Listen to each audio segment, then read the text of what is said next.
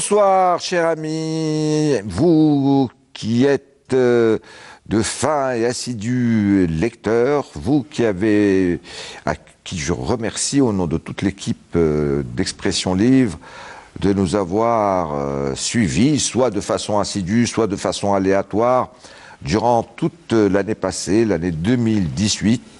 Permettez-moi de vous présenter encore une fois, au nom de toute cette formidable équipe d'Expression Livre, tous nos vœux de bonheur, de santé, de prospérité et de tolérance pour cette année 2019.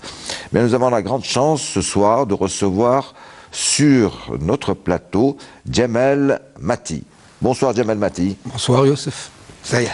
Ça va? Ça va, bien. On commence l'année sur les chapeaux de roue. Attendons jusqu'à demain pour voir. Mais en principe, oui. En tout cas, vous la commencez avec moi, du moins. En tout cas, oui. De façon atomique. Si je puis m'exprimer ainsi.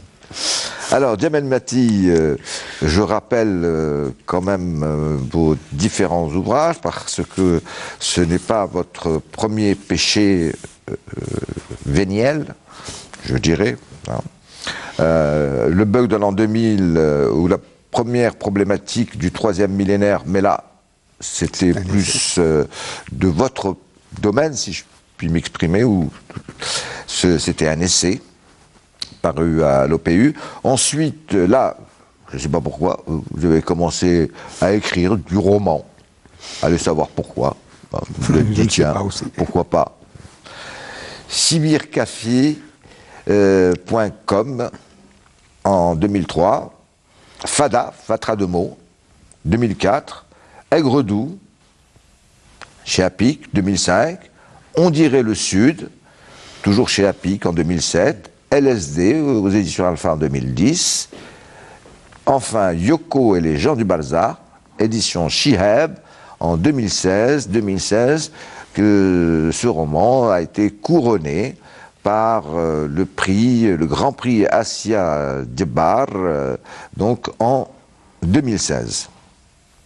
Aujourd'hui, vous revenez sur le devant de la scène en nous infligeant encore un nouveau roman. Écoutez, c'est la première émission de l'année, on a le droit un petit peu de faire les fous, comme on dit.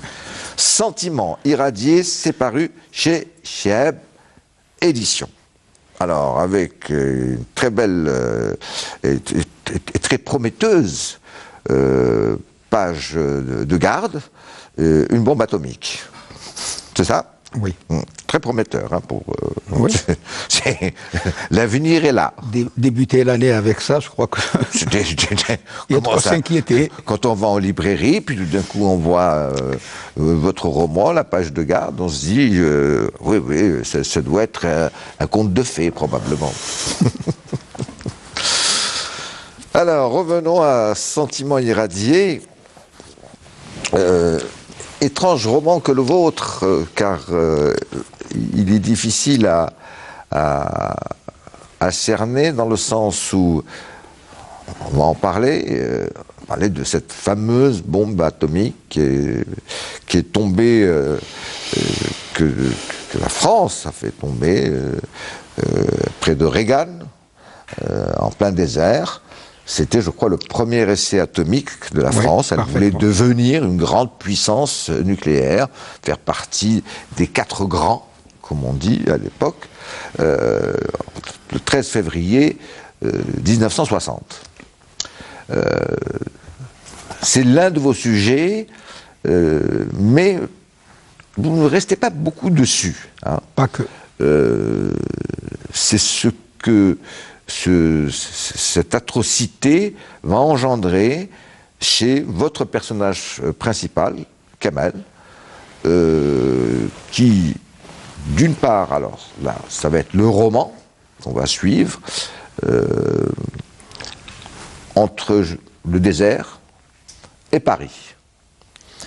Et puis, il y a une troisième forme d'écriture, je dirais, qui est proche presque du roman épistolaire.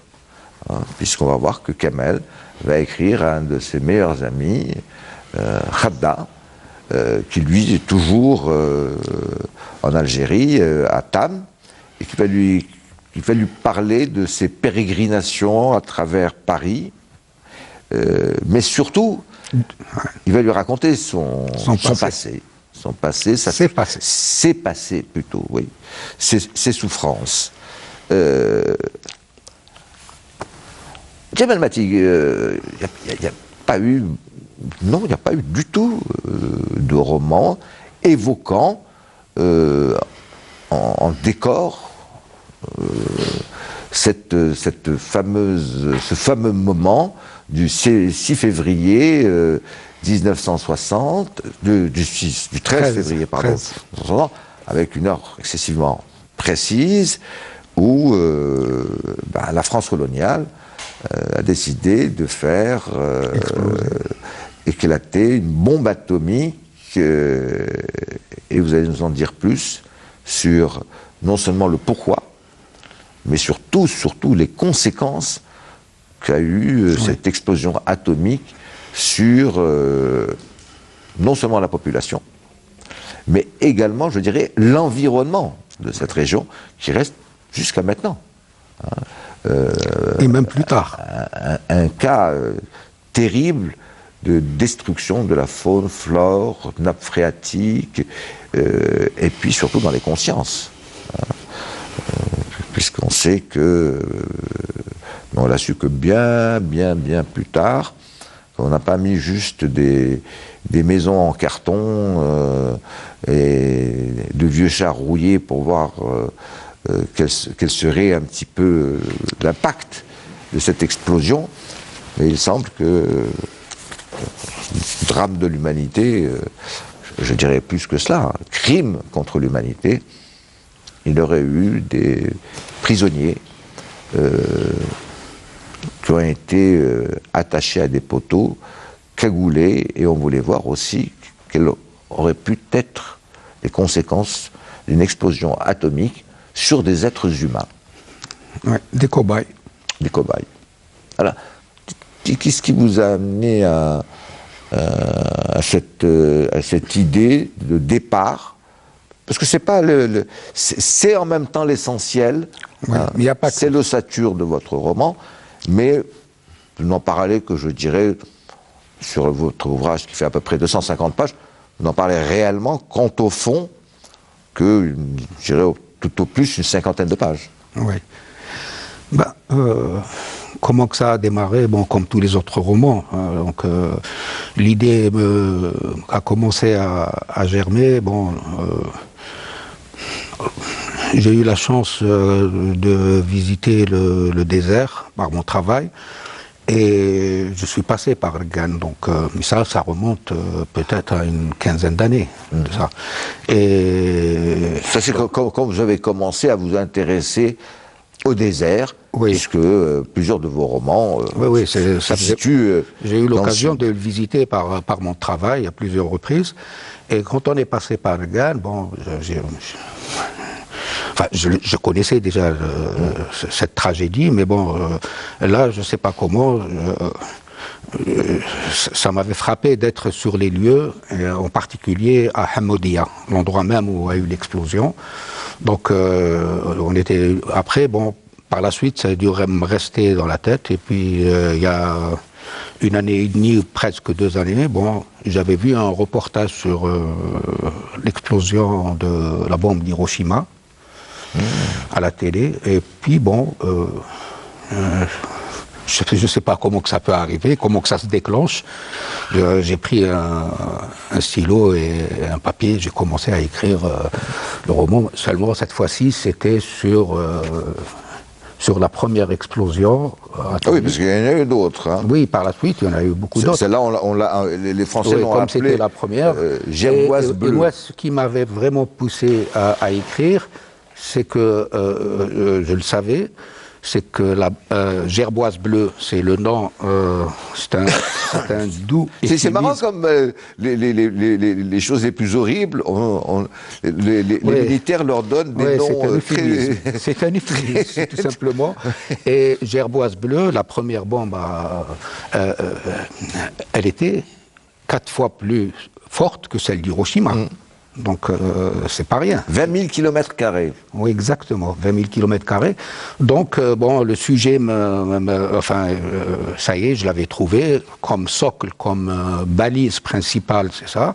Après, il fallait construire l'histoire d'une manière un peu détachée, mais toujours avec des retours sur la tragédie à travers les correspondances épistolaires de Qada de Kamal avec son ami, et par la suite construire une histoire de manière à ce que cela se passe comme par hasard de l'autre côté de la Méditerranée, et avec toutes les conséquences émotionnelles et toutes les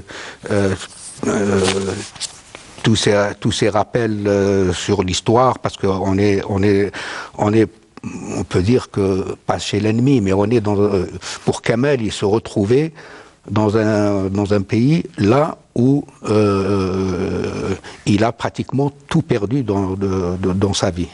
Donc il a vécu cette tragédie. On va le savoir petit à petit, à travers la correspondance qu'il a avec son ami Qada.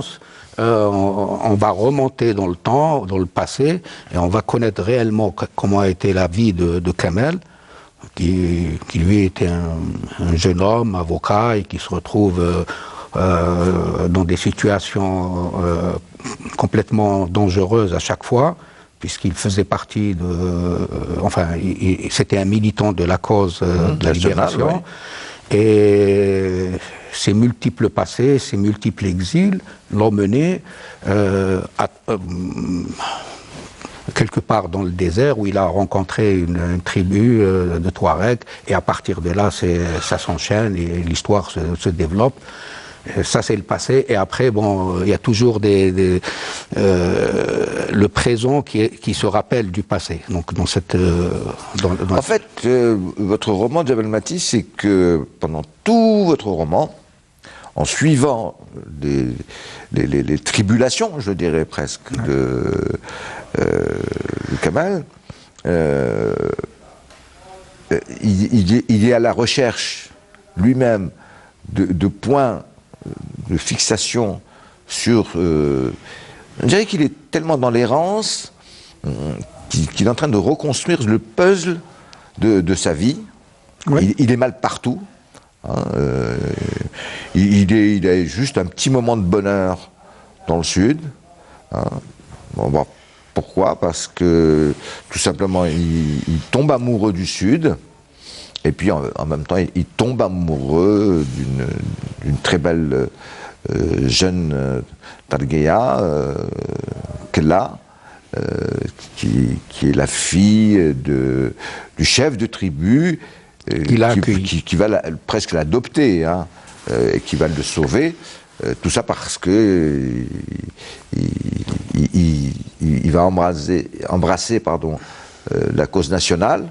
Et puis, on va lui demander petit à petit d'aller dans le sud pour aller militer là-bas. Mais en fin de compte, c'est parce qu'il fuit, lui, la police et la soldatesque coloniale. Il est à la Casbah, il est en train de militer, il est même au maquis à un moment donné. Mais bon, il est plus ou moins encerclé avec ses amis, ses frères de combat, et puis on lui dit, bon, le Sud, c'est une des meilleures caches. Hein.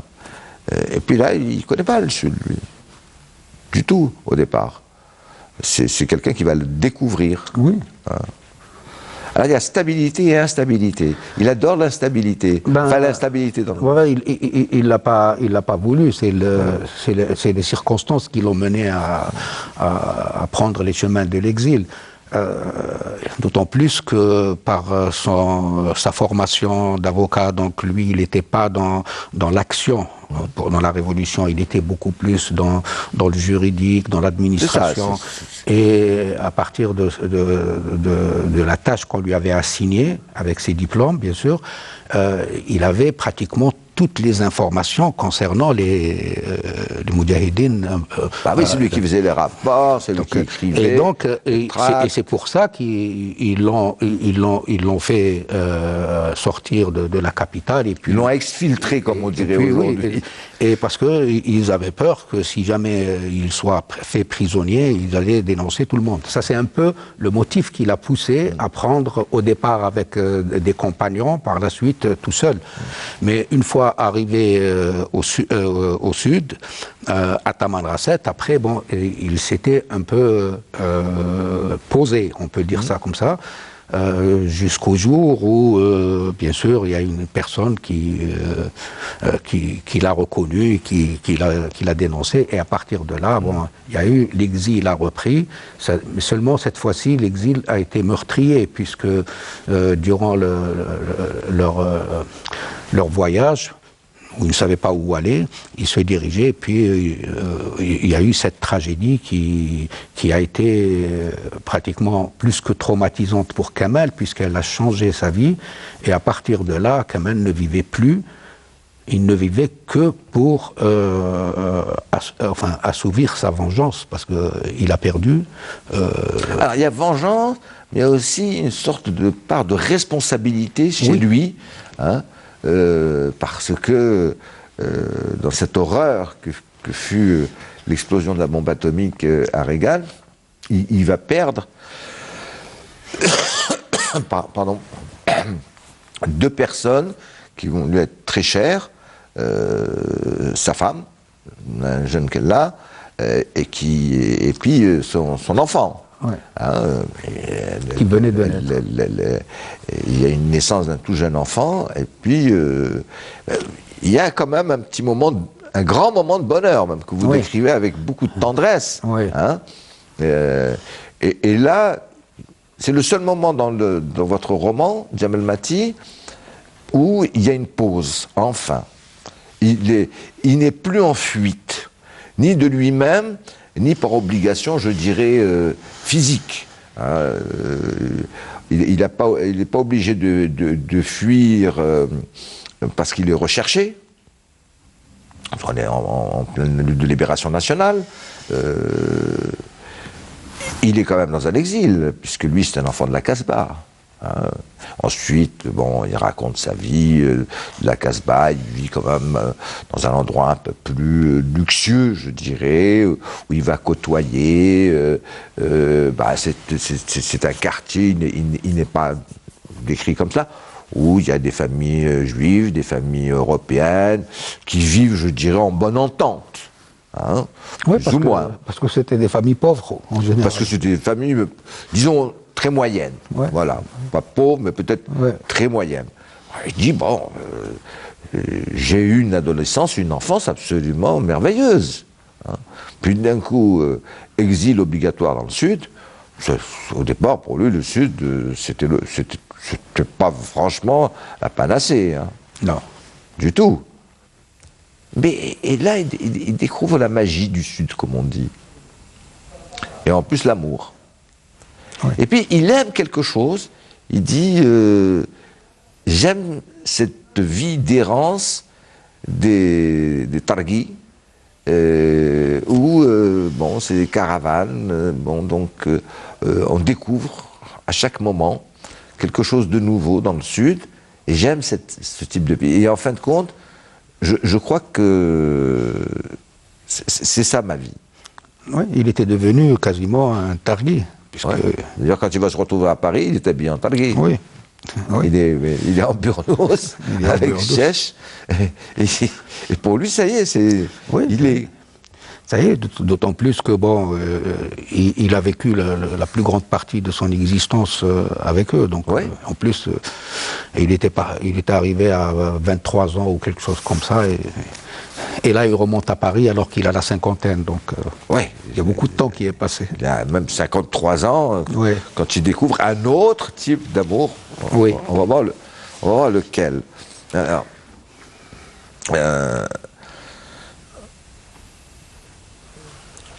et puis la lutte de libération nationale se termine, c'est l'indépendance. Il trouve un boulot. un boulot à l'observatoire de géophysique. Hein, ça c'est pas gratuit, mais bon, on va pas rentrer dans le détail. Mais ça existe. Non, mais ça existe. Mais c'est parce que je crois savoir que vous-même êtes de la partie, non? Un peu. Oui, je connais l'observatoire, j'y étais plusieurs fois. Et il a 2 amis. Enfin, pas tout à fait 2 amis. Il a un ami à qui il écrit pendant tout le long de votre roman, c'est Qada, qui va bien le recevoir à table, qui va faire sa vie. Là, déjà, on est en 86. Oui. Donc, on saute toute une période. Et puis, le seul ami avec qui, je dirais, il se confie, il se confesse, mais c'est plus qu'un ami. C'est son alter ego, c'est Jules Verne, son poisson rouge enfermé dans un bocal. Ah, il a une grande importance, ce personnage. Oui, oui. En fait, il ressemble étrangement à Qada. Ouais. Oui, à Oui. Kamel plutôt. À Kamel. Donc, c'est vrai que ce poisson rouge, c'est presque l'énigme ou quelque chose dans le roman. Et si Qada, si Kamel en fait un compagnon, c'est par solitude. Ouais. C'est que depuis qu'il a eu cette tragédie, depuis qu'il était seul et il est revenu à l'observatoire, c'est-à-dire juste après l'indépendance. Et là, son seul compagnon, c'était Jules dans le pavillon qu'il occupait. Donc, forcément, il lui parlait. Il ne parlait pas qu'à Jules. En fait, ça c'est. Il y avait une transmission de pensée. Oui, non mais. Il a pris le fait de vivre seul. Il a vécu seul dans le désert, il a erré pendant des mois avant d'arriver. Donc, on peut dire qu'il a presque disjoncté, mais pour meubler sa solitude, il parle avec les objets inanimés ou animés. Donc comme ça il vit seul dans son appartement, il parle à son téléviseur, il parle à son frigidaire. Et ça, c'est psychologique chez les gens qui ont subi un traumatisme et qui se renferment à partir de... Ils sont obligés quand même de s'extérioriser, de raconter ses problèmes. Et c'est pour ça que je lui ai donné cet aspect de fragilité qu'il a fini par développer au fur et à mesure, jusqu'au point de discuter et même d'en faire un peu de raconter presque le récit de Jules. Mais Jules est enfermé dans un bocal, hein. Oui. Et lui aussi, hein. Lui aussi. Ils vivent en apnée. Ils vivent en apnée. Oui, parce que Jules est enfermé dans un bocal et Kamel est enfermé dans son monde, dans ses souvenirs, dans sa souffrance, dans son esprit de vengeance. Donc il y a quand même une similitude parfaite entre le petit poisson rouge et Kamel. Mais alors, la différence entre ces 2 personnages, parce que Jules vraiment devient un personnage, hein, oui, tout le long du roman. Entre ces 2 personnages, c'est que ça, c'est pas. C'est Kamel qui le dit lui-même. Il dit, mais ce qu'il y a, c'est que Jules vit, certes, plus ou moins prisonnier dans un bocal. Est-ce qu'il s'en rend compte? C'est pas sûr du tout. Mais lui, au moins, il vit dans un milieu sain. Oui. C'est-à-dire que, l'eau est toujours propre, on s'occupe de lui, etc. Moi, tout ce qui m'entoure est totalement malsain. Oui. Jules est heureux, quelque part. Oui. Hein. Moi, je n'arrive pas à construire un bocal avec de l'eau saine et pure. Je n'arrête pas de me débattre que de malédiction en malédiction. Donc je vis dans une sorte d'immense bocal qui est ma vie, où je tourne en rond. Comme Jules. Ouais. Comme Jules dans son bocal, oui. Oui, mais Jules c'est un poisson rouge, il n'a pas de conscience. Oui, mais... Donc il est heureux. Oui. Pour lui, il n'aurait vu que ça dans sa vie. Mais Kamel, lui, arrive à faire cette association avec un petit animal qui, bien sûr, lui, ne ressent rien. Et il arrive quand même à en faire presque un alter ego, puisqu'il partage pratiquement le même espace, pas le même espace visuel, mais les mêmes conditions de vie. C'est-à-dire que Kamel a vécu pratiquement toute sa vie dans l'errance, et puis à partir d'un certain... juste après la tragédie, il vivait en reclus, il vivait comme Jules en apnée, c'est-à-dire qu'il ne communiquait pas, sinon qu'avec... rarement pour des raisons professionnelles avec ses collègues, mais sinon il passait ses journées dans le pavillon à macérer ses souvenirs, à se rappeler. Donc c'est quand même très, très compliqué pour lui de vivre cette situation. Donc. Alors, il n'a pas de vie, je dirais, hein, pendant tout... Il est amené à venir travailler à Tamanrasset. Étrangement, le même mois que le mois de cette horreur que fut la bombe atomique, en février 86, il trouve un poste à l'Observatoire de géophysique,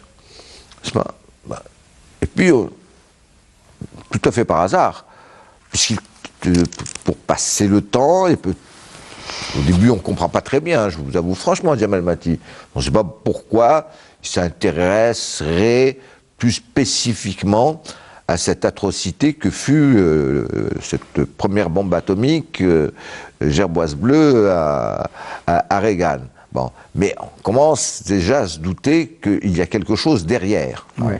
Alors il s'intéresse, il fait même un écrit, une communication, qui a fait que cette communication il n'avait pas un but précis en écrivant cette communication, mais elle tombe entre les mains de personnes là, à Paris, qui trouve cette communication excessivement intéressante. Et on lui dit, venez à Paris faire une conférence sur ce sujet-là, qui restait excessivement tabou, et qui reste jusqu'à maintenant tabou en France. Non, je pense qu'il y a eu des conférences, mais bon, sans... Oui, mais officiellement, je dirais. Bon, on en a un peu parlé quand il y a eu ce qu'on a appelé les demandes de compensation, je dirais, primo de reconnaissance de l'horreur que c'était, parce qu'il y a eu, je crois, 4 explosions de bombes atomiques en Algérie. Beaucoup plus. Ou plus, peut-être, même. 16. Combien 16. 16 bon, oui. Enfin, donc, si mes souvenirs sont exacts, mais c'est autour de ce chiffre-là. 16 ouais. Bon. Jusqu'en 66. Jusqu'en 66, tout à fait. On continuait, oui. Et puis, il y a quelques années de ça, je me souviens, dans les grands quotidiens nationaux, etc., on a dit, bon, il y avait même eu des mouvements qui se sont organisés en associations, qui ont pris des avocats, etc., pour demander ce qu'on appellerait des comptes à la France. Une association qui existe, oui. Au début, ça a fait un peu de bruit, maintenant, ça s'est complètement éteint. On en parle très peu. Oui, on en parle très peu. En fait, Kamel, à partir du moment où il a perdu ce qu'il avait de plus cher, les êtres, les deux sœurs. Donc, forcément, je l'ai dit tout à l'heure, à partir de là, bon, sa vie n'avait plus de sens. Et pendant tout son séjour, mais il était resté à Tam, à l'observatoire, parce que de toute façon, il n'avait plus où aller, d'autant plus que durant son périple, il a appris que ses parents sont décédés, donc il n'avait plus d'attache, donc, et en plus, pour lui, il était devenu un Touareg, un Targui. Et à partir de ce moment-là, il n'avait qu'une seule envie, celle de venger peut-être, mais d'une autre manière, pas avec les armes, de se venger contre les personnes qui lui ont... Est-ce qu'au départ, c'était pas juste vouloir communiquer cette horreur? Oui, mais en fait, il le fait parce que tout simplement, il a toutes les raisons de le faire, parce qu'il a perdu sa femme et son fils dans l'explosion. Et à partir de ce moment-là, il a commencé à s'intéresser à cette tragédie, et par un enchaînement de circonstances, il a envoyé une communication chez Greenpeace Paris, et donc parce qu'il y avait un colloque qui devait se passer justement sur les essais nucléaires. Et ce colloque s'est réellement tenu, pas à la même date à peu près, mais... Oui, mais c'était parce que avait été relancée l'histoire de Greenpeace, c'est ça, avec le Greenpeace bateau Rainbow Warrior en France, qui avait très mal tourné, et donc on a commencé à parler, stop. Donc après, il a envoyé sa communication qui a été retenue, et c'est ça qui fait que la plus grande partie de l'histoire se passe à Paris. À part les souvenirs, il est à Paris, et une fois qu'il est là-bas, il fait sa communication. Beaucoup de succès. Qui fait un succès, parce que en fait, il dit la vérité, et il l'a dit avec le cœur et les mots qu'il faut. Et à partir... Le texte est là, et dans votre roman. Pardon ? Le texte est dans votre roman. Oui, le texte est... Très belle page. Donc, à partir de là, s'enchaîne une succession de rencontres qui font que il se retrouve dans une situation un peu ambivalente, puisqu'il finit par rencontrer une jeune fille beaucoup plus jeune que lui. Et là, je ne sais pas s'il faut le dire et c'est à partir de là où vraiment il commence à avoir des sentiments étranges qui vont à contre-courant de ce qu'il a toujours pensé, de ce qu'il a toujours voulu, c'est-à-dire se venger, pas physiquement, pas d'une manière brutale. Pour lui, sa vengeance, il l'a eue quand il a fait sa communication, et il s'est fait entendre, et par la suite, il y avait même des perspectives pour qu'il continue à œuvrer dans ce sens. Donc c'était surtout ça qu'il voulait. Il a eu sa vengeance, seulement cette vengeance a été contrariée par on peut appeler ça le destin, une rencontre amoureuse avec une jeune fille, et pas que une jeune fille inconnue, puisque il se trouve que au moment de l'explosion dans le bunker, il y avait un médecin qui était là-bas, qui avait assisté à l'explosion, Paul. Et il y a une relation très très étroite avec l'histoire et avec la fille entre Paul. Donc c'est toute ces rencontres imprévues qui vont forger son destin, et surtout qui vont le mettre devant un dilemme qui est pratiquement... Vous aimez bien l'idée du destin implacable, comme disaient les latins, le fatum. C'est-à-dire que vous pouvez tourner, virer, etc. Votre destin vous rattrape, parce que quand même, lui est parti pour faire une conférence à Greenpeace. Il y a celle qui l'accueille, c'est Zoé. Elle est conseillère juridique chez Greenpeace, donc elle est peace and love, un peu hippie. C'était les années. C'était les années, évidemment, contre toutes les essais nucléaires quels qu'ils soient. Donc elle est fascinée par ce qu'il dit, d'abord parce qu'elle apprend des choses. Elle dit, comment nous, la France, avons pu faire cela dans ce pays, et puis quelle horreur, c'est-à-dire irradier, c'est des sentiments irradiés. On verra que votre titre n'est pas gratuit, parce qu'il y a en même temps cette irradiation atomique, hein, mais ce qu'on oublie le plus souvent, c'est que il y a le phénomène physico-nucléaire, hein, qui va dévaster toute une région jusqu'à maintenant, jusqu'à nos jours, hein, jusqu'à ce 21e siècle, ce début du 21e siècle. Qui va déformer des enfants, qui va donner une faune complètement délirante, une flore complètement délirante, une nappe phréatique complètement fichue, un désert qui va changer complètement de configuration, je dirais, presque tectonique.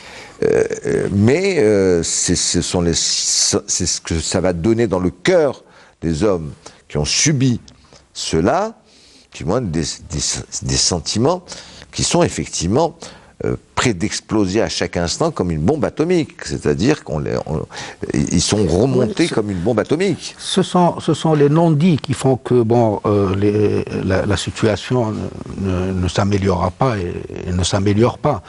Et c'est pour ça que de part et d'autre de la mer, les sentiments demeurent jusqu'à ce jour un peu irradiés parce que on ne veut pas aborder franchement ce sujet et tant que ça n'a pas été soldé, ça restera toujours avec des points de suspension qui ne sortent. Non, mais ce qui m'intéressait très franchement, Jamel Mathid, dans votre roman, c'est que vous pointez du doigt. On a beaucoup parlé, quand on parle de, entre guillemets, hein, je dis bien entre guillemets, dans pratiquement tous les livres d'histoire, ou d'évocation, ou de mémoire, sur la lutte de libération nationale, ça c'est chez nous, mais de l'autre côté, c'est la guerre d'Algérie, etc. C'est comme ça que c'est dénommé. C'est que ce point-là, précis, hein, des explosions atomiques qui ont été mises en place par les Français qui voulaient devenir une puissance atomique, et pourquoi l'avoir décidé de le faire en Algérie, est franchement quasiment passé sous silence, alors que ça a été un immense crime contre l'humanité. Oui, c'est un crime contre l'humanité, qui n'a jamais été reconnu comme tel. Et puis, c'est vrai que la France venait de sortir d'une débâcle, d'une défaite en 45. Donc il fallait qu'elle, politiquement, il fallait qu'il se refasse une santé, parce qu'il y avait certains pays qui commençaient à émerger avec leur puissance. Il y avait les États-Unis, l'Angleterre, l'Allemagne qui commençaient, pas l'Allemagne, puisque l'Allemagne... Non, mais l'ex-Union soviétique. Oui, plutôt oui, l'URSS. Et puis bientôt la Chine. Oui, la Chine un peu plus tard, mais en fait, il y avait des nations qui ont commencé à exploiter le nucléaire pour se positionner comme puissance. Donc la France, puissance militaire. Puissance militaire, oui. Puissance militaire et par la suite. Non, parce que ce qui est intéressant, c'est que bon, vous le dites à demi-mot, hein, on verra que c'est quand il va pouvoir avoir une discussion avec Paul, le père de Zoé, hein, autant Zoé, adorable, gentil, hippie, anti-guerre, encore une fois, peace and love, autant son père, qui est un homme très affable, etc., qui est médecin, hein, ou en tout cas scientifique. Oui, hein. c'est un médecin. Au début, c'est ce qu'on nous a présenté au début, d'ailleurs, pendant très longtemps. Hein, on a joué sur son sentiment. Les autorités françaises ont dit ce n'est qu'une expérience scientifique. Oui, au départ. Alors que, alors que tout le monde savait qu'il y avait des conséquences. Je ne sais pas si quand on envoie un drone bombarder un village en Syrie ou en Irak avec des missiles, si ça tient de l'expérience scientifique ou si ça tient du crime de guerre. Oui, c'est une expérience scientifique, ça c'est clair. Il fallait bien justifier ça, parce que en fait, il faut aussi se placer dans le contexte où c'était permis. Hein. Il y a eu la bombe d'Hiroshima. Bon, c'est vrai que c'était aussi dramatique, même si c'était beaucoup moins puissant que celle de Reagan.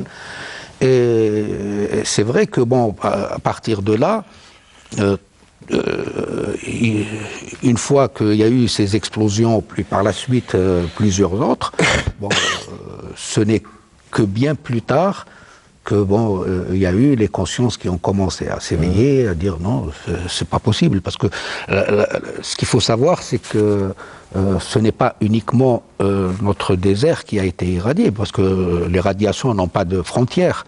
Non, non, ça a été dépassé, même tous les pays attenants. Et ça Sénégal, Mali, Niger, ont été touchés. Et c'est vrai que c'est un silence qui est gênant, parce que il faut bien un jour ou l'autre aborder ce sujet et puis tirer un trait. Bon, c'est tout. Parce que tant que ça restera comme ça, je pense qu'il y aura toujours un bémol, il y aura toujours ce sentiment de radiation qui va se poser entre ces deux pays qui, normalement, par leur position géographique, par un passé partagé, même si c'est pas partagé équitablement, on devrait faire en sorte que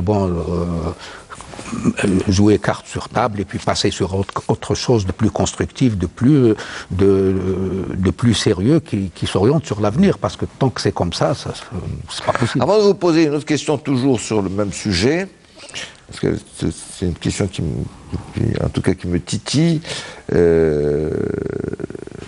mais de façon plus légère. Beaucoup de pages de votre roman, c'est une description très attendrissante, très belle, de Paris. Oui, oui, parce que vous nous emmenez dans une balade, mais dans tous les coins de Paris. Oui. Évidemment, elle est plus beau, hein. Oui, forcément. Parce que c'est une belle ville, là. Oui, non, ça le reste. Hein. Écoutez, imaginez 2 minutes quelqu'un qui n'est jamais sorti de chez lui, c'est le cas de Kamel, il a toujours vécu dans le désert, où il y a les 4 horizons qui l'entourent, sans plus. Les seuls reliefs qu'il a, c'est les montagnes les dunes, et la sécrève, ou le reg. Et là, il atterrit un soir de pluie, il va à l'hôtel, et puis le lendemain matin, il sort, il pleut bien sûr là-bas, en février. Il pleut pratiquement tout le temps. Hein, oui, il pleut, on est en février quand même, donc il ne faut pas s'attendre à un miracle. Et là, il commence à visiter, et il découvre une très belle ville. Et lui, il met toujours Targui comme il est, il met toujours en balance l'architecture de Paris, qui est très belle. Et il met toujours en balance, en comparaison avec l'architecture du désert qui, elle, n'a pas été faite par les hommes, mais par la nature. Il est ça, et c'est pour ça que, au fur et à mesure qu'il découvre, faut dire que après tant d'années, c'est-à-dire que maintenant il a l'esprit un peu reposé, d'autant plus qu'il a réussi sa mission, donc il va, il se balade, il est content d'avoir. Alors il est content, et en même temps il est très souvent enfermé dans sa petite chambre d'hôtel. Oui, parce que le soir, c'est son passé qui le rattrape. Ça. Et son passé qui le rattrape, parce que c'est vrai que ces journées, il a appris à les dompter, même à Tam, il sort, et surtout à Paris. Il est invité par son cousin Darman. Oui, donc il vit une vie. Seulement le soir, quand il est seul, soit dans la chambre d'hôtel, soit chez lui, il est face à son miroir. Hein. Après, il y a ses souvenirs qui viennent l'habiter. Ça, c'est inéluctable. Et c'est pour ça que le matin, dès qu'il sort, il commence à visiter, il commence à voir les lieux, visiter les musées, visiter les jardins, parce qu'il a besoin quand même de s'aérer un peu l'esprit. À Tam, il a moins de chance que quand il est à Paris. À Paris, il a profité. Alors, il aime bien cette partie de la vie à Paris, mais en même temps, je me demande si... c'est ce que vous dites dans votre roman Maté, c'est que dès qu'il est seul, il est rattrapé par son passé. Dans sa chambre, ou même quand il erre la nuit dans Paris, où il lui reste plus que, malheureusement, pour s'assommer, si je puis m'exprimer ainsi, à aller dans les bistrots ou à s'enivrer à mort, pour pas que les cauchemars ne viennent hanter ses nuits. il a en même temps il y a quand même des moments où une sorte de détestation de cette ville qu'il trouve pluvieuse, trépidante, grise, où les gens ne se regardent pas, ne se voient pas, et pourtant ils sont dans une des plus belles villes du monde. Il dit, ils n'ont même pas le temps de voir. Hein, toujours pressé. Etc. Alors que nous n'avons pas tout cela, et pourtant, ça ne nous fait pas peur, je dirais presque. Ça ne me fait pas peur de marcher la nuit dans le désert avec ma voûte céleste, hein, ou alors la journée, mon bleu azuréen. Je peux, mais mes cauchemars m'assaillent beaucoup moins. Alors que dans cette ville, c'est pas parce que c'est Paris, c'est pas parce que c'est la France, c'est pas parce que seulement c'est la France qui est coupable et responsable, hein, de cette atrocité que furent les nombreuses bombes atomiques qui ont explosé dans mon pays. Non, il y a autre chose. Il y a quand même autre chose. Il est dans le bocal. Hein. Oui, oui. À Paris, il est dans le bocal. Hein. À Paris, il est dans le bocal. À Tam, il ne l'est pas. Hein. À Tam, moins, parce que bon, il y a le temps qui adoucit aussi les blessures. Et puis, il y a l'espace. Il y a l'espace. Et puis, il est avec des amis, donc ils sont toujours là, parce qu'ils connaissent aussi sa tragédie, donc ils sont près de lui. Mais à Paris, il est seul. Ouais. Il est seul dans sa chambre d'hôtel. Bon, le matin, quand il est occupé, ou il est invité, ou il se balade, bon, ça peut passer. Mais le soir venu, bon, là, c'est ces cauchemars qui reviennent hanter ses nuits. Il va même plus loin, c'est qu'il refuse. Quand on l'invite le soir, ou quand Zoé, cette belle jeune femme, qui va tomber petit à petit amoureuse de lui, parce que c'est un être mystérieux, hein, pour elle. Et en même temps, il colle un petit peu à ses idées. Oui. Bon, non. Oui, oui, parce que en fait, il a toujours en veilleuse dans sa tête cette tragédie, et surtout, il a toujours en tête et dans un coin de son cœur la présence de Kella. Donc, et son enfant. Et son enfant. Donc, c'est vrai que bon, avec le temps. Bon, est-ce qu'il n'est pas en train de se fabriquer une psychose Mais il est en pleine psychose. Oui, mais est-ce qu'il n'est pas en train de la nourrir? Oui, il la nourrit. Il la nourrit. Il le sait. Il le sait, mais il ne peut pas faire autrement. Ouais. Il sait très bien que parti comme ça, c'est parce que ses copains sont donc. Oui, c'est un voyage sans retour. Même à celui à qui il écrit Qada, son meilleur ami à Tam, etc. Où il écrit, je sais pas, 7 ou 8 lettres, 7 je crois, puis une dernière qui est très très belle, qui n'envoie pas, qui ne lui envoie pas, c'est ce qu'on appelle parce qu'elle était caduque, imprévue. Il se confie petit à petit. On va pas raconter là, mais on voit son parcours. Hein. J'ai l'impression qu'il aime presque être dans cet état-là. Que même quand il y a des portes qui peuvent s'ouvrir, je pense à Zoé, je pense à d'autres, même Dahman, qui avec sa femme Henriette, qui n'arrête pas de l'inviter dans les plus beaux restaurants, dans les plus beaux lieux de Paris. Zoé le balade, etc. Alors qu'à chaque fois, il se dit non, je veux rester dans ce monde de noirceur que j'ai construit, et c'est pour ça qu'il est toujours en train de s'enfermer dans cet hôtel. Ça a l'air un peu sordide. Hein, non, parce que ça a une raison. Parce que il a quand même ces remords qui ne le quittent pas. Le remords, peut-être jusqu'à aller à la culpabilité. Parce que au moment où il avait pris le dernier exil en pleine nuit, ils sont partis avec des amis pour fuir Tamanrasset.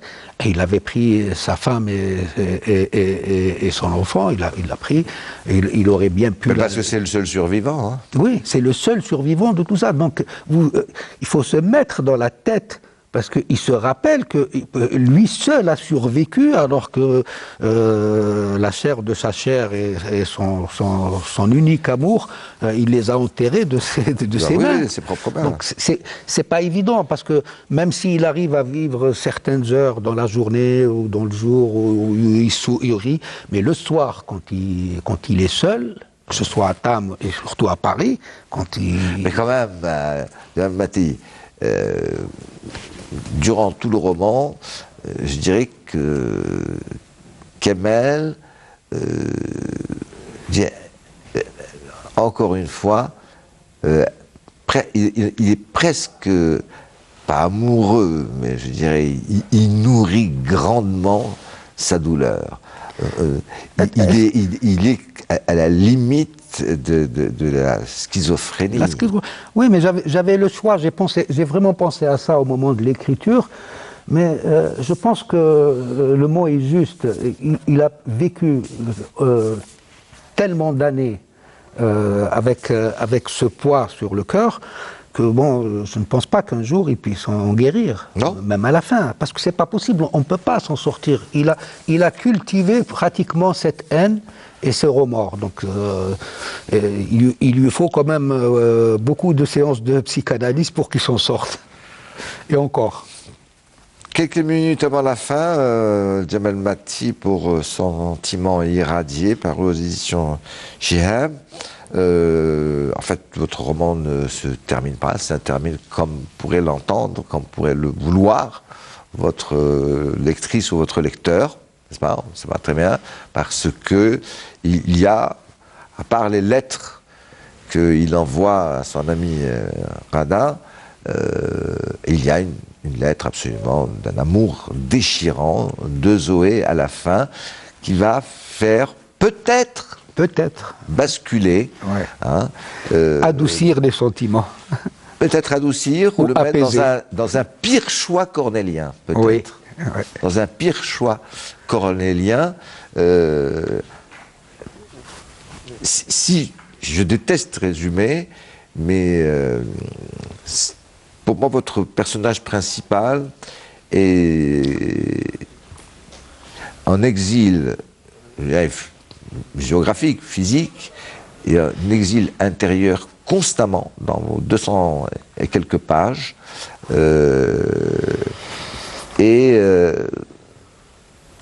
conclurai en disant, on se demande si ce personnage que vous avez créé, qui est incroyable, hein, incroyable, traversé par tant de sentiments confus, par tant de sentiments irradiés, hein, ne se complaît pas dans ces deux exils et en a fait sa vie parce qu'il a, là où on le prend, il a quand même 53 ans, c'est quand même pas un petit jeune hein, qui peut aller vers une autre voie et que peut-être va-t-il continuer ainsi parce que c'est sa seule possibilité de survivre et la douleur et peut-être de sentiments nouveaux, d'amour, hein, une nouvelle vie, eh bien c'est de rester toujours en exil sur le fil du rasoir. Oui, mais à la fin, on ne le sait pas. On ne sait pas s'il va embarquer ou il va rester. Il est à l'aéroport, il ne sait pas. Donc c'est vrai que la fin, je ne pouvais pas trancher sur une fin, que ce soit d'un côté ou d'un autre. Non, c'était impossible. C'était impossible, parce que raconter tout ça pour qu'à la fin ça se termine par un happy end ou une fin dramatique. Ou une fin dramatique, bon, non, c'est pas le cas. Donc ça reste en point de suspension, c'est au lecteur de faire son choix, voilà. De se faire une idée. Sentiments irradiés, signé Jamal Mati, un roman paru chez Shihab Édition. Merci encore mille fois, Jamal Mati, d'être venu nous voir sur le plateau d'Expression Livre. Et je rappelle que votre roman Yoko, dans le monde de Balzac, c'est ça? Les gens du Balzac. Chez les gens du Balzac, pardon, a été lauréat du Grand Prix Assia Djebbar en 1916. D'autres romans, des romans qui sont difficiles à trouver aujourd'hui, hein, parce que pour la plupart, ils sont épuisés, et tant mieux. Oui. Comme LSD, ou alors Sibir Kafi. Non, il n'y a plus de Et traces. puis toujours chez vous, ce sentiment d'amour infini pour le désert, pour une sorte d'errance, et puis les balises. Bon, mais malheureusement, le B114, c'est fini pour notre ami Kamel. Il n'a plus de balises. Je l'espère. Je l'espère pour lui. Sa balise, c'est essayer d'aller de plus en plus en avant, mais avec tellement de chemins ouverts qu'il ne sait plus lequel prendre. Et à la fin, ben, tant mieux. C'est pas à nous de décider, C'est le destin. c'est à lui. C'est même C'est à pas lui lui. de décider. C'est à lui, ouais, c'est pas au lecteur. C'est certainement pas au lecteur, certainement pas à l'auteur, Non, oui. jamais. Peut-être un peu à Kamel, et encore parce qu'il a le sceau du destin sur la tête. De toute façon, cette histoire, dans la réalité, cette tragédie plutôt, n'a pas encore fait. Il n'y a pas encore un point final. On n'a pas mis un point final. Donc ça restera toujours en suspens et les sentiments demeureront probablement moins apaisés, pour ne pas dire irradiés. Et bien malheureusement, ça rappelle pour beaucoup les conséquences néfastes après l'explosion d'une bombe atomique. Ça dure pendant des siècles et des siècles. Des millénaires. Des millénaires. Des millénaires. Alors je suis encore loin du compte. Des millénaires. Eh bien c'est un peu ça. Ouais, c'est un peu ça. Donc ça ne peut pas. Sentiment irradié, Djamel Mati, roman paru chez Shihab Éditions. 1000 fois encore d'être venu sur le plateau d'Expression Merci. Livre. Et puis souhaitons donc une nouvelle fois nos meilleurs vœux à ceux qui sont les amis d'Expression Livre, ceux qui regardent, encore une fois, soit de façon assidue, soit de façon aléatoire, votre magazine littéraire sur votre chaîne préférée, Canal Algérie. Merci 1000 fois, Djamel Mati. Merci. Allez, bonsoir à vous, bonsoir chez vous. Non, c'est pas parce qu'on est en 2019 que je changerai la fin de mon émission. À la semaine prochaine. Bonsoir à vous, bonsoir chez vous. Et puis la semaine prochaine, ben, ça sera le même jour, la même heure, et puis la même punition. C'est tout, c'est comme ça. Allez, bonne soirée.